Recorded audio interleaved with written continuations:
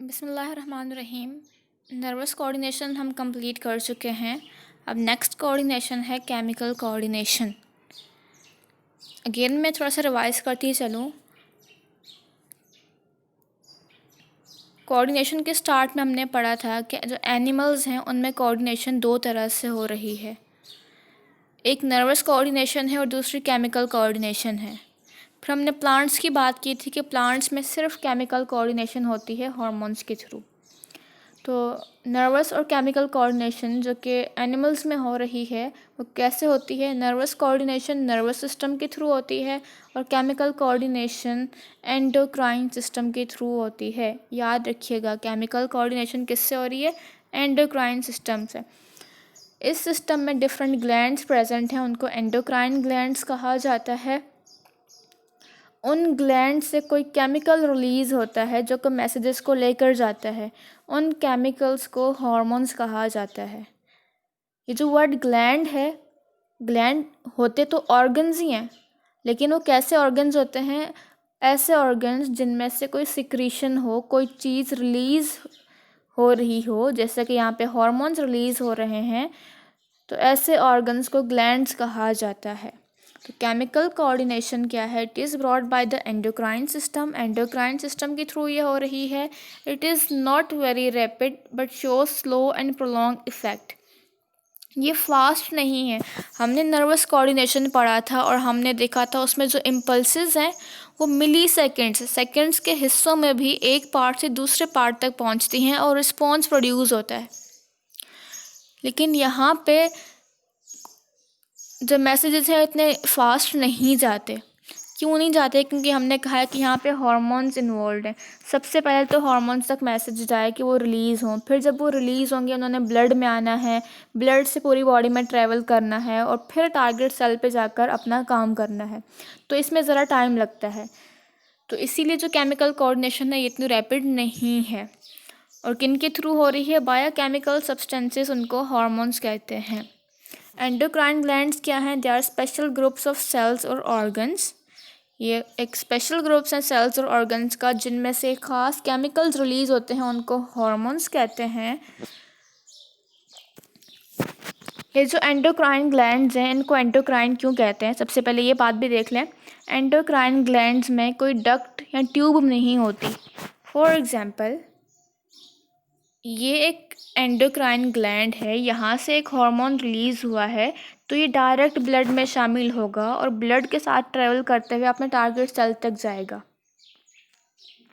इसमें कोई डक्ट या ट्यूब नहीं है, इस तरह की कोई ट्यूब नहीं है कि जिसमें वो हार्मोन ट्रेवल करके जाए, बल्कि वो डायरेक्ट ब्लड में ट्रेवल कर जाता है। तो हम केमिकल कोऑर्डिनेशन को क्या कहेंगे? ऐसी कोऑर्डिनेशन जो कि एंडोक्राइन सिस्टम से हो रही है, जिसमें एंडोक्राइन ग्लैंड्स इन्वॉल्व हैं।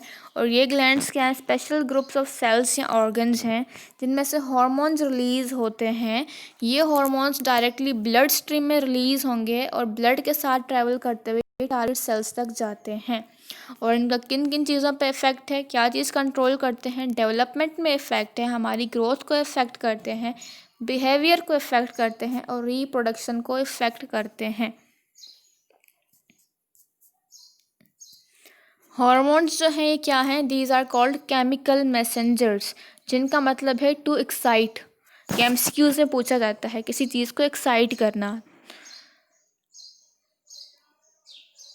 Hormones can be divided into following types. अब हम हार्मोन्स के केमिकल नेचर की बात करेंगे तो हार्मोन्स पेप्टाइड भी होते हैं, मतलब protein in nature, modified amino acid hormones and steroid hormones. तो पेप्टाइड हार्मोन्स कौन से हैं?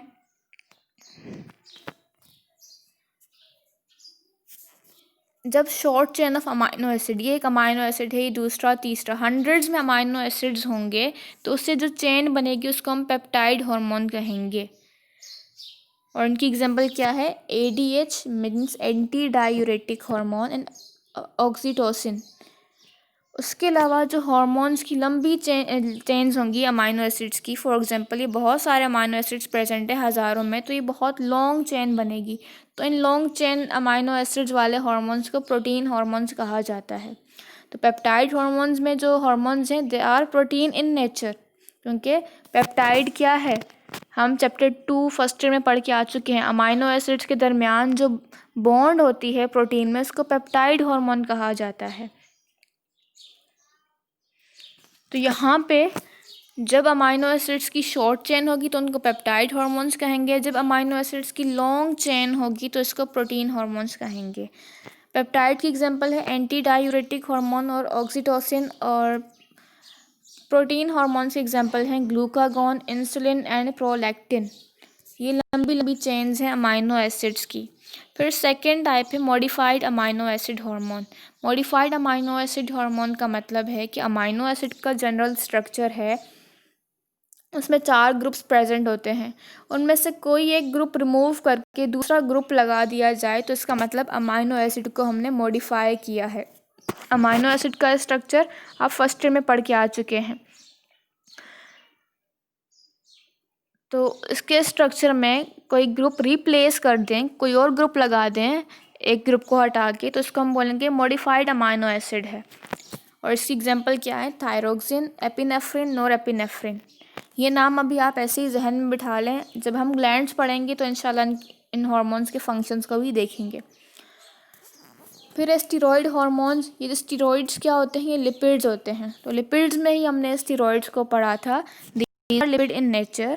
और ये जो स्टीरॉयड हार्मोन होते हैं इनमें सेक्स हार्मोन्स होते हैं। तो ह्यूमन सेक्स हार्मोन्स क्या होते हैं? स्टीरॉयड्स होते हैं। इनकी एग्जांपल्स क्या हैं? Estrogen, progesterone, testosterone, aldosterone. ये ईस्ट्रोजन और प्रोजेस्टेरॉन फीमेल में प्रेजेंट हैं, टेस्टोस्टेरोन मेल्स में होता है और एल्डोस्टेरोन मेल और फीमेल दोनों में प्रेजेंट है। फिर है हार्मोन एक्शन। अब हार्मोन जो करता है बड़ा स्पेसिफिक है, मतलब एक ग्लैंड से रिलीज हुआ है, ब्लड में गया है, ब्लड वो पूरी बॉडी में ट्रैवल कर रहा है, तो हार्मोन भी पूरी बॉडी में ट्रैवल करने के बावजूद उस जगह जाकर अपना काम करता है जहां उसको बाइंड करना है, जहां उसका रिसेप्टर मौजूद है। ये किसी और सेल्स पे जाकर काम नहीं करता, उसी सेल पे जाके काम करेगा जहाँ पे इसका रिसेप्टर है, जहाँ के लिए इसको रिलीज़ किया गया है, जहाँ पे इसको काम करना है। तो ये अपने एक्शन में बड़े ही स्पेसिफिक हैं। तो हार्मोन एक्शन को एक्सप्लेन किया गया है, चूँकि हमने अभी पढ़ा है कि 3 तरह के हार्मोन्स हैं, प्रोटीन हार्मोन्स हैं और स्टीरॉयड हार्मोन्स हैं, और तीसरे मॉडिफाइड अमाइनो एसिड्स हैं। तो अमाइनो एसिड्स जिनमें भी है तो वो क्या हैं? वो प्रोटीन्स ही हैं। और दूसरे क्या हैं? स्टीरॉयड हार्मोन्स हैं। तो स्टीरॉयड हार्मोन जो लिपिड्स हैं। तो इसके लिए 2 मॉडल दिए गए हैं हार्मोन एक्शन के लिए। पहला model is related to peptide hormones, मतलब इसमें प्रोटीन हार्मोन्स के बारे में के वर्किंग का बताया हुआ है। और दूसरे मॉडल में it is related to steroid hormones, यहाँ पे स्टीरॉयड हार्मोन्स कैसे काम करते हैं, सेल के अंदर कैसे जाते हैं, ये बताया हुआ है। तो सबसे पहले हम देखते हैं पेप्टाइड हार्मोन। तो पेप्टाइड हार्मोन देखें, ये मैंने कहा कि प्रोटीन इन नेचर है। चूँकि ये प्रोटीन इन नेचर है तो ये वाटर सॉल्युबल है, वाटर लविंग है। और जो प्लाज्मा मेम्ब्रेन है, ये हार्मोन है, इसको इस सेल के अंदर जाना है, लेकिन ये जो प्लाज्मा मेम्ब्रेन है किसके मिलके बनी है? फॉस्फोलिपिड्स से। फॉस्फोलिपिड्स क्या हैं? Lipids in nature. अब ये वाटर सॉल्युबल, वाटर लविंग, और ये लिपिड इन नेचर जो मेम्ब्रेन है, इसको इसमें से क्रॉस कर कर जाना है, तो ये इसको क्रॉस नहीं कर सकती। क्यों नहीं क्रॉस कर रही? क्योंकि वो जो हार्मोन है it is protein in nature, और ये जो मेम्ब्रेन है सेल की it is lipid in nature. तो अब ये क्रॉस करके सेल के अंदर हार्मोन अपना मैसेज पहुंचाएगा कैसे? तो इसके लिए सेल के ऊपर, सेल के सरफेस पे कुछ रिसेप्टर्स प्रेजेंट हैं। ये क्या है? ये एक रिसेप्टर प्रेजेंट है। ये जो है, ये एपिनेफ्रिन एक हार्मोन आया है which is protein in nature. वो हार्मोन आकर इस रिसेप्टर से बाइंड करेगा। क्यों बाइंड कर रहा है? क्योंकि ये मेम्ब्रेन क्रॉस कर कर नहीं जा सकता। जैसे ही इसने बाइंड किया रिसेप्टर से, तो रिसेप्टर के साथ एक एंजाइम अटैच है, उस एंजाइम को हम कहेंगे एडिनोलाइट साइक्लेस। तो बाहर वाली सरफेस पे रिसेप्टर है, मेम्ब्रेन के अंदर रिसेप्टर के साथ अटैच्ड क्या चीज़ प्रेजेंट है? एंजाइम प्रेजेंट है। तो जैसे ही हार्मोन आकर रिसेप्टर से ज्वाइन कर लेगा तो ये एक कॉम्प्लेक्स बन गया। इनके बाइंड होते ही वो जो एंजाइम है जिसको हमने नाम दिया है एडेनिलाइड साइक्लेज का, वो एक्टिवेट हो जाता है। जैसे ही वो एक्टिवेट होता है तो वो एटीपी को कन्वर्ट करता है साइक्लिक एएमपी में। एटीपी क्या है? It is adenosine triphosphate. तो एडेनिलाइड साइक्लेज इसमें से 2 फॉस्फेट निकालता है और इसको कन्वर्ट कर देता है मोनोफॉस्फेट में। मोनो मीन्स 1, 2 निकाल दी तो 1 फॉस्फेट बची। तो एटीपी में से 2 एटीपी निकाले तो क्या बना? CAMP, cyclic adenosine monophosphate. अब ये क्या करेगा? साइक्लिक एएमपी ये काम करेगा एज अ सेकेंड मैसेंजर। वो जो हार्मोन का मैसेज था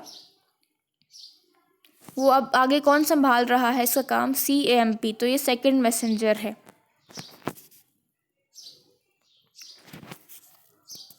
According to this model, receptor molecules present on the surface is linked with an enzyme adenylate cyclase। यहाँ जो रिसेप्टर मॉलिक्यूल है वो किससे लिंक्ड है? एंजाइम से, जो है एडेनिलाइड साइक्लेस। वो रिसेप्टर मेम्ब्रेन प्रेजेंट है जबकि ये एंजाइम मेम्ब्रेन के अंदर प्रेजेंट होता है।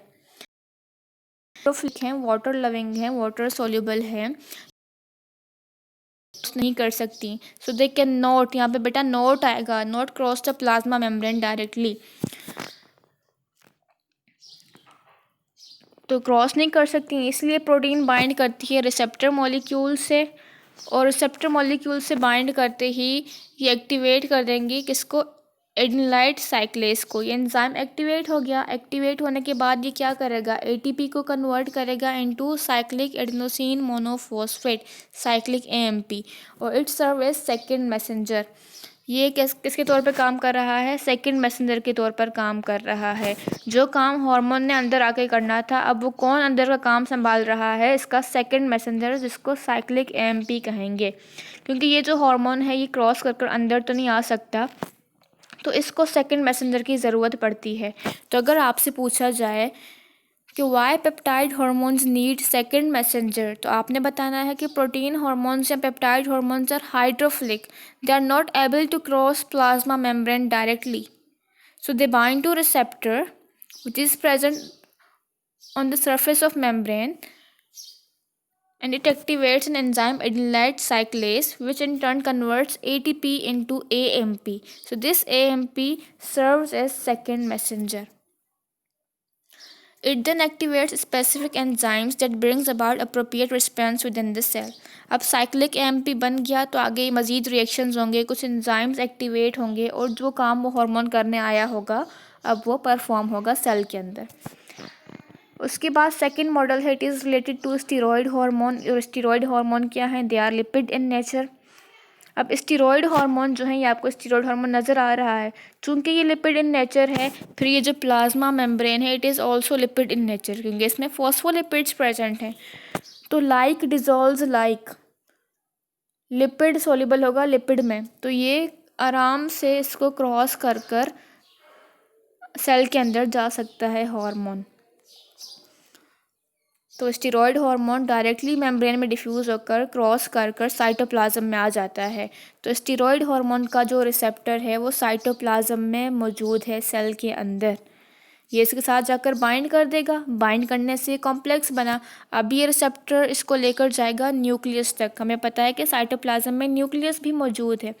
न्यूक्लियस तक ले गया, न्यूक्लियस में जाकर ये डीएनए पे रिसेप्टर्स हैं उनसे बाइंड करेगा, फिर कुछ जीन्स एक्टिवेट होंगी और उन जीन्स ने जो आगे काम करने होंगे वो काम परफॉर्म होंगे। ठीक, तो यहाँ पे क्या है? स्टीरॉयड हार्मोन्स और फैट सोल्यूबल, फैट ये भी लिपिड है। चूँकि ये लिपिड सोल्यूबल हैं तो ये डायरेक्टली डिफ्यूज़ करते हैं थ्रू प्लाज्मा मेम्ब्रेन, क्योंकि प्लाज्मा मेम्ब्रेन भी क्या है? लिपिड से मिलकर बनी है। So they do not require second messenger. अगर आपसे पूछा जाए कि why steroid hormones not need second messenger, तो उसका रीज़न ये होगा कि वो भी फैट सॉल्युबल है और प्लाज्मा मेम्ब्रेन भी लिपिड्स की बनी हुई है। तो स्टीरॉयड हार्मोन आराम से डिफ्यूज़ कर कर मेम्ब्रेन को सेल के अंदर साइटोप्लाज्म में जा सकते हैं, तो इनको सेकेंड मैसेंजर की ज़रूरत नहीं होती। इनके जो रिसेप्टर्स हैं ये साइटोप्लाज्म में प्रेजेंट हैं। रिसेप्टर के साथ बाइंड होते ही receptor carry them into the nucleus where hormone receptor complex directly activates the gene. ये रिसेप्टर के साथ बाइंड हुआ, रिसेप्टर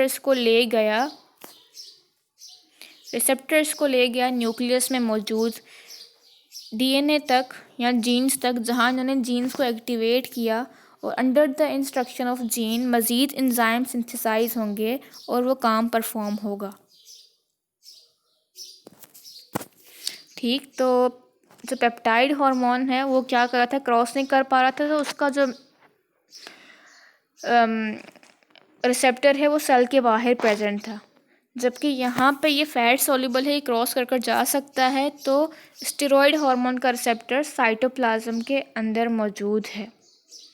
यहाँ पे इसको सेकंड मैसेंजर की ज़रूरत होती है विच इज़ साइक्लिक एएमपी।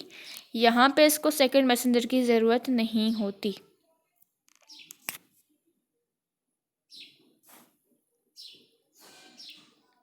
यहाँ ये साइक्लिक एएमपी जाकर डायरेक्ट एंजाइम्स को एक्टिवेट कर रिस्पॉन्स जो प्रोड्यूस करना हो करता है, जबकि यहाँ पर इस कॉम्प्लेक्स को जाते ही जीन्स को एक्टिवेट करना है, फिर ये जीन्स एंजाइम्स को सिंथेसाइज कर वो काम परफॉर्म करेंगी।